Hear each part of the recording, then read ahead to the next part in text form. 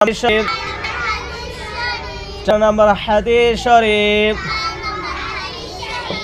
আত-তুহুরু আত-তুহুরু আত-তুহুরু আত-তুহুরু শাতরুল ঈমান।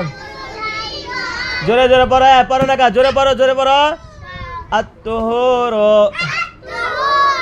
শাতরুল ঈমান। আত-তুহুরু শাতরুল ঈমান।